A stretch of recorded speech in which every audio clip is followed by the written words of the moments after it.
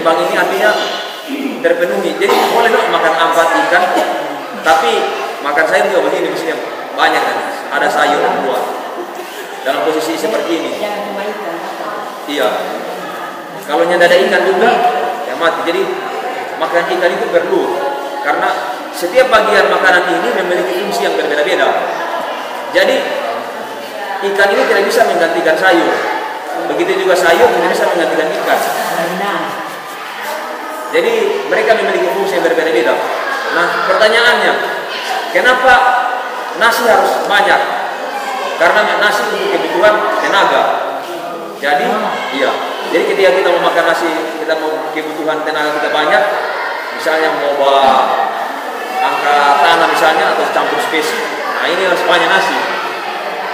Itulah kenapa kita harus banyak makan nasi. Kemudian, kenapa kita harus banyak makan sayur dan buah? Yang jadi pertanyaan, kan selama ini kita makan bagian dari nasi, bagian dari ikan, yang tak mudah mantap.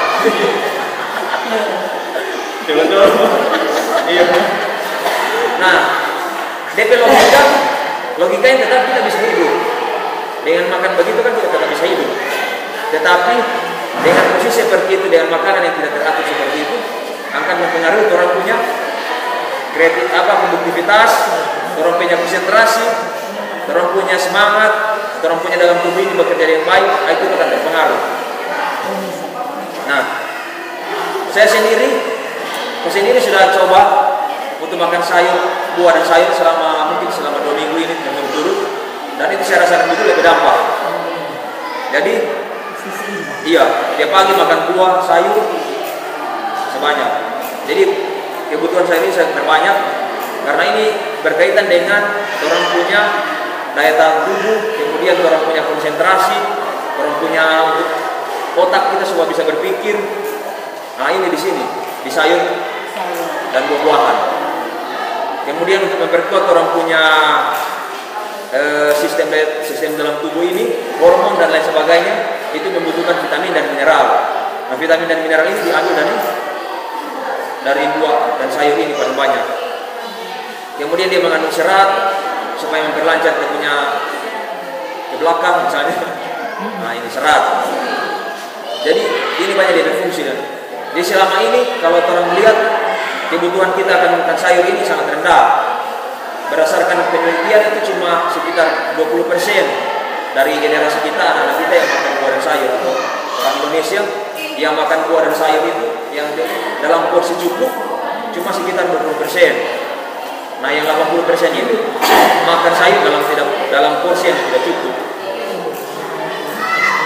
Nah jadi kebutuhan sayur ini kalau kita lihat-lihat, kita bisa penuhi walaupun tidak harus membeli di pasar, kita bisa cari di lingkungan sekitar kita.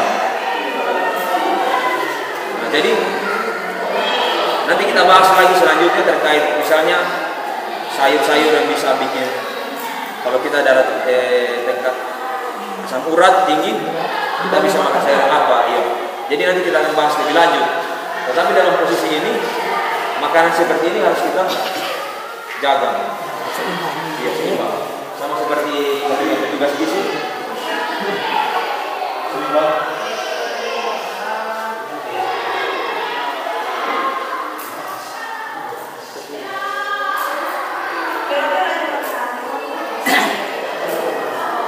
Boleh juga ada masukan. Memang kayak seimbang nak lebih kepada susu.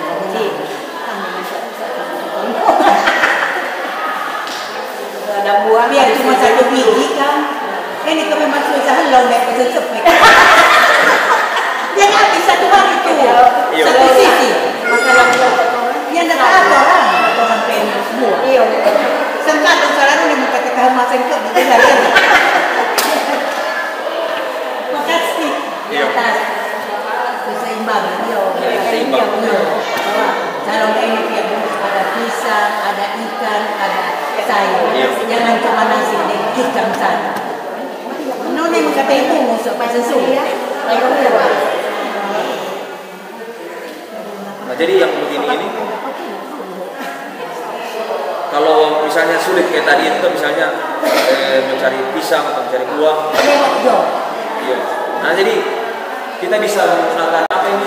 Kalau di luar daerah itu ada nama BUMD, Badan Usaha Milik Desa. Nah, jadi kita bisa manfaatkan seperti itu. Misalnya di sini kelurahan sini, di kelurahan desa bisa dibuatkan, misalnya ada satu organisasi atau orang-orang yang ditunjuk supaya bisa menampung itu buah-buah dan sayur dan ikan supaya tetap terjaga untuk terus konsumsi semua dari masyarakat. Nah, jadi dalam posisi ini kira-kira bisa dipenuhi dalam setiap kali makan? Diusahakan. Diusahakan, betul sekali. Diusahakan. Karena diusahakan. Sudah memahami bahwa itu makan bukannya karena banyaknya yang kita konsumsi, tetapi tidak memenuhi standar itu. Iya, porsi yang cukup. Nih, porsi yang cukup. Memang kalau jam makan kadang-kadang cuma ikan dengan nasi banyak-banyak kenyang. Betul sekali. Seimbang, diusahakan. Saya sepakat dengan kata diusahakan. Apalagi seukuran sisa-sisa kehidupan supaya bertahan harapan hidup. Iya. Oke. Harapan hidup, kemudian daya tahan terhadap penyakit. Daya tahan lah, tapi harapan hidup 80. Ya, jadi kalau kita mau pikir-pikir memang daripada mencari sayur lagi lebih baik makan apa adanya. Tetapi kalau kita berpikir sama seperti Oma Erwin bilang tadi, diusahakan supaya memang betul kita bisa capai kita punya ini maksimal. Anak-anak kita juga kasih begitu di rumah, usahakan kita punya makanan begini. Ya, jadi kebanyakan dari kita beli suplemen vitamin A, beli suplemen vitamin B, beli suplemen dan lain-lain itu dibeli. Padahal semua itu ada di sini. Jadi kalau kita penuhi semua itu, kayaknya tidak perlu lagi kita mau cari suplemen-suplemen lain yang mahal-mahal. Ada di sini di makanan ini kalau kita jaga. Jadi sayur-sayur yang ada di lingkungan kita bisa manfaatkan, kita bisa makan. Kita bisa tanam-tanam sayur di halaman supaya bisa jadi kita punya konsumsi sehari-hari.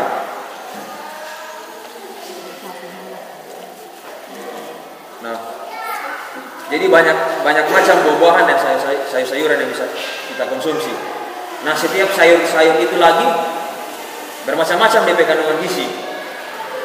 Kalau yang berwarna seperti wortel itu memiliki gizi yang berbeda dengan misalnya sayur-sayur berdaun. Nah, jadi posisi itu penting untuk kita ketahui. Kenapa? Supaya kita bisa memenuhi setiap gizi kita dengan baik. Artinya kita bisa makan yang bervariasi.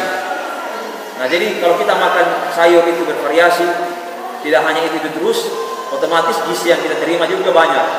Misalnya gizi yang tidak ada atau vitamin, mineral yang tidak ada di sayur saroro misalnya, ada di sayur sambiki. Nah, yang tidak ada di sambiki ada di sayur luhu. Nah, jadi kandungan-kandungan itu berbeda. Jadi semakin beragam kita punya sayur, maka semakin lengkap gizi, vitamin dan mineral yang kita terima.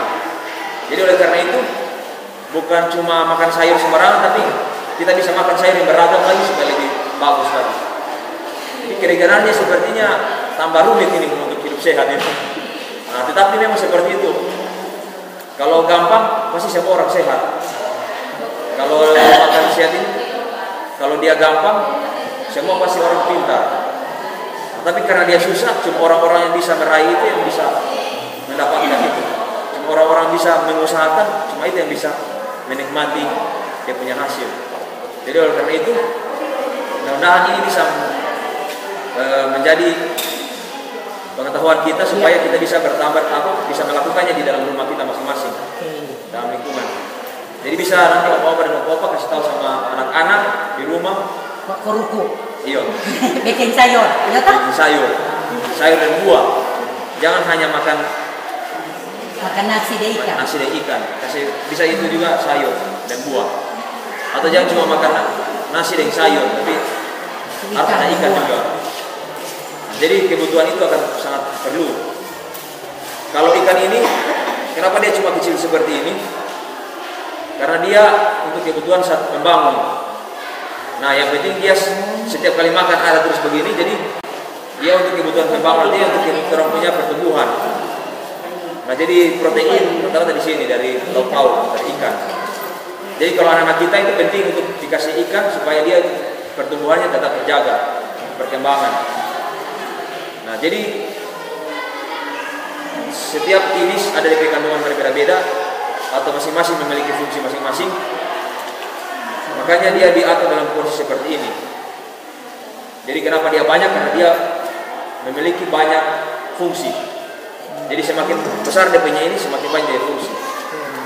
Jadi pemerintah kita menganjurkan ini seperti ini karena sayur dan buah ini memiliki fungsi yang sangat besar dalam kita punya kehidupan, dalam kita punya tubuh. Oleh karena itu kita harus jaga sama seperti ini. Mudah-mudahan para oma di sini bisa makan atau menyediakan makanan seperti ini, dan seperti oma katakan tadi, diusahakan. Saya juga mengusahakan untuk seperti ini. Jadi pagi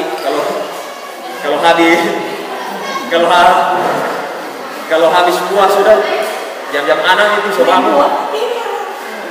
pergi di pasar beli. Jadi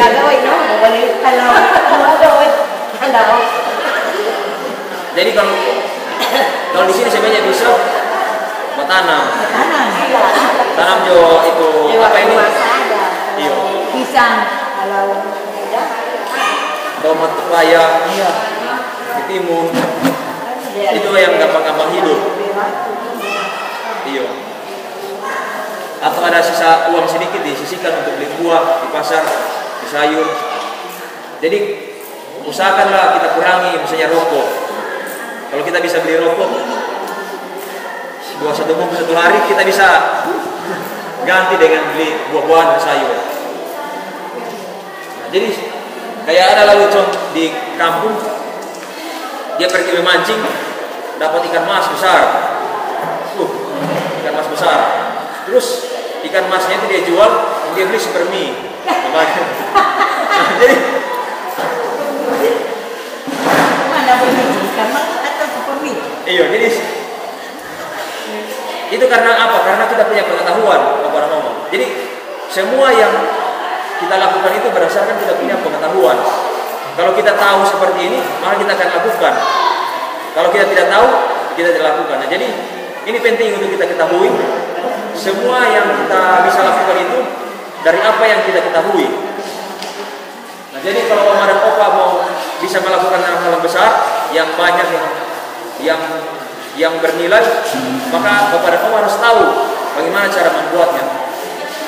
Nah, jadi sama seperti yang tadi itu, dia dapat ikan mas, dia jual, kemudian dia belikan supermi untuk dia makan. Itu karena dia pengetahuan, dia lebih mementingkan uang misalnya daripada dia punya kesehatan. Nah, padahal kita harus menempatkan kesehatan itu sebagai investasi atau yang modal paling utama. Kalau kita bisa berproduktif atau bisa beraktivitas dengan baik, kita bisa banyak melakukan aktivitas. Misalnya bisa mencuci, bisa mencari panjat cingke dan lain-lain, misalnya kasih bersih kebun, bisa menanam, kalau kita sehat. Kemudian kalau gizi kita bagus, kita bisa banyak belajar. Misalnya kita baca buku, kita bisa banyak menyerap. Kita menonton televisi, kita bisa menyerap ilmu. Jadi pikiran kita tidak melayang-layang, tapi kita bisa fokus dan kita bisa mengingat dalam waktu yang lama. Nah, jadi semua itu tergantung dari pengetahuan. Dari pengetahuan lahirlah sebuah tindakan. Jadi oleh karena itu jangan, mudah-mudahan Oma dan Opa terus datang di Posyandu Lansia seperti ini, supaya setiap informasi yang diberikan itu bisa betul-betul menjadi wawasan atau pengetahuan kita bersama. Dan kami juga berkerinduan supaya Opa dan Oma juga memberikan tanggapan informasi, supaya itu juga menjadi bagian dari kami juga, dari Puskesmas, dan secara pribadi bagi saya sendiri, supaya saya juga tahu bagaimana caranya menjalani kehidupan yang Oma dan Opa sudah rasakan selama 60 tahun yang sudah Oma dan Opa lalui.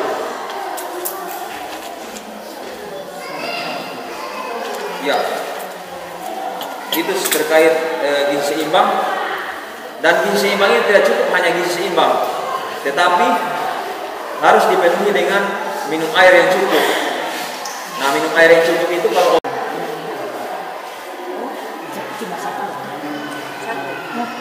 kemudian bukan cuma minum air, gizi seimbang, minum air yang cukup, aktivitas fisik selama 30 menit sehari paling kurang. Jadi aktivitas fisik yang dianjurkan itu bukan cuma olahraga, tetapi aktivitas seperti menyapu, mencuci, itu termasuk aktivitas fisik. Jadi kalau disarankan kepada kita semua, setiap hari kita bisa beraktivitas fisik selama 30 menit paling kurang selama 1 hari. Jadi kita bisa menyapu mungkin selama 30 menit, sisihkan waktu untuk menyapu supaya kita tidak metabolisme kita tidak terganggu, tetap bagus kita punya penyerapan gizi dan kita punya tubuh kita tetap beroperasi yang bagus supaya semua gizi-gizi yang kita makan itu yang kita bisa masuk dalam tubuh itu bisa terserap dengan bagus, diolah dengan bagus. Kalau kita tidak aktivitas fisik, maka sudah mulai kena timbul di perut, atau pipi sudah mulai besar, dia sudah mulai kode. Dan itu sudah mengganggu kita punya tubuh. Bukan cuma itu, tapi kalau kita tidak menjaga itu akan menjadi salah satu pintu dari penyakit-penyakit tidak menular. Penyakit-penyakit tidak menular seperti diabetes, stroke, hipertensi. Nah, itu semua akan berpengaruh. Ya, jadi dari gizi seimbang ini mempengaruhi, paling banyak dia pengaruhi dari segi penyakit tidak menular.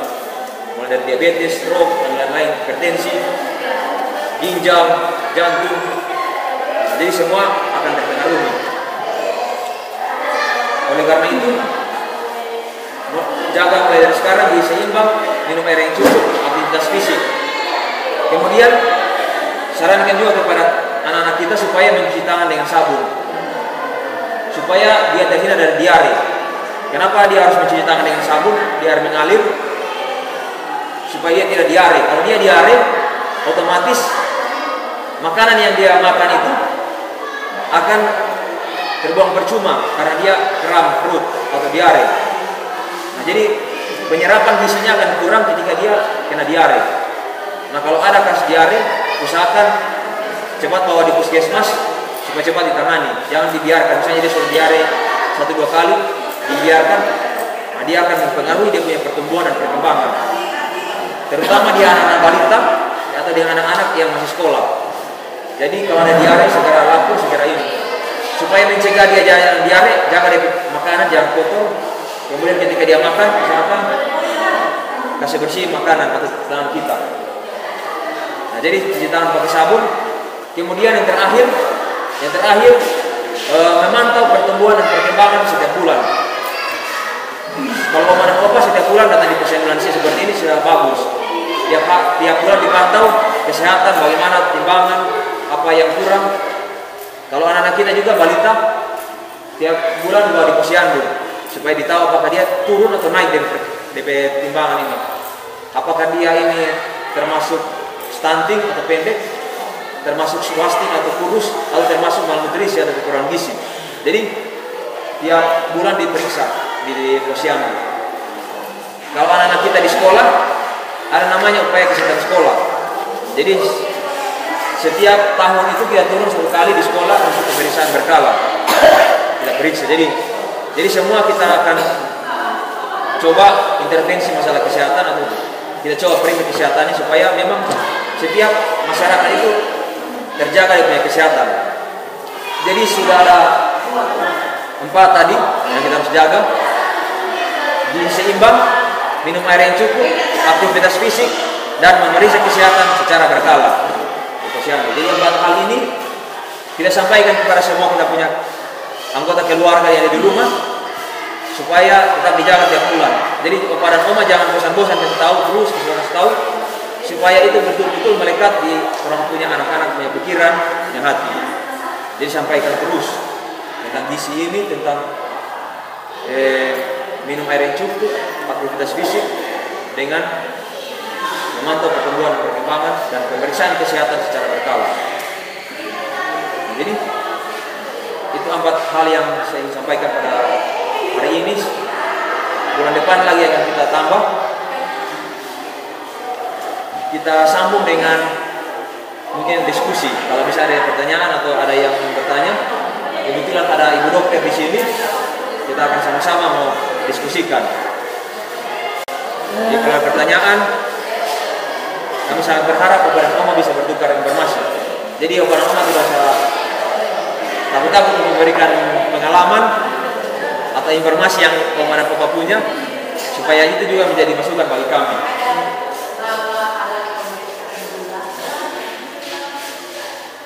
Ya, bagaimana Opa dan Oma? Dipersilakan kalau ada yang ingin bertanya tentang 4 hal tadi itu, atau di luar itu juga boleh.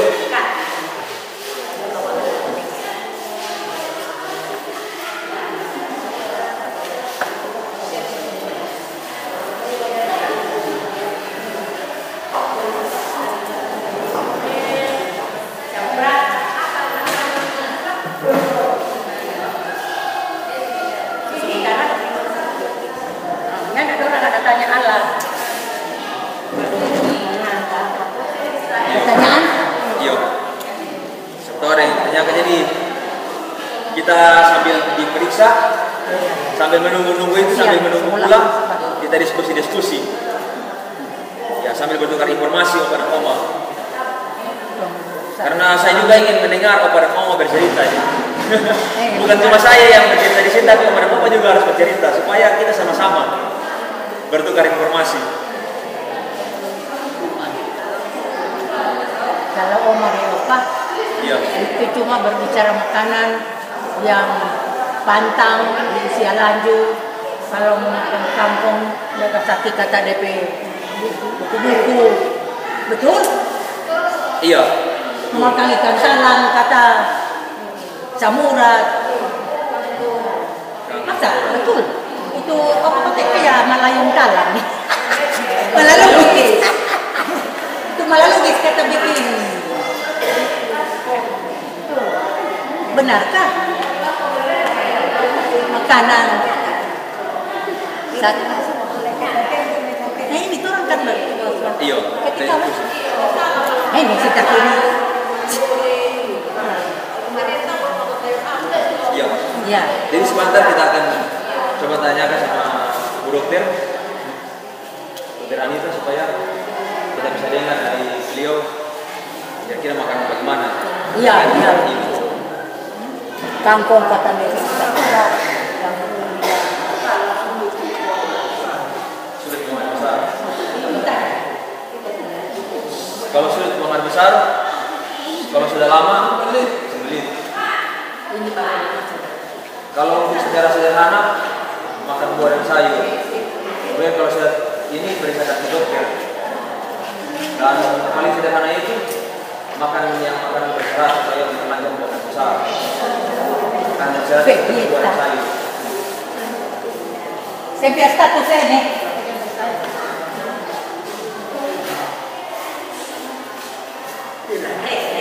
Coba kemarin. Namamu? Oh, nama.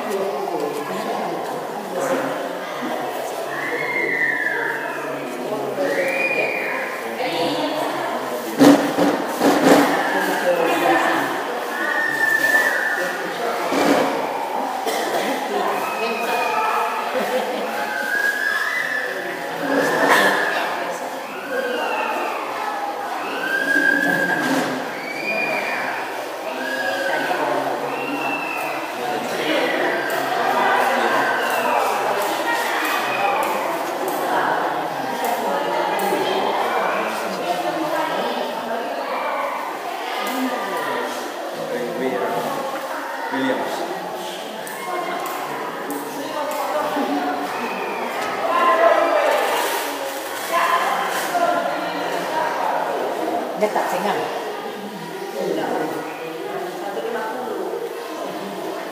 Boleh Jo. Ibu saya nyari itu lah. DP demo. Aduh. Iya Pak. Kok dimakan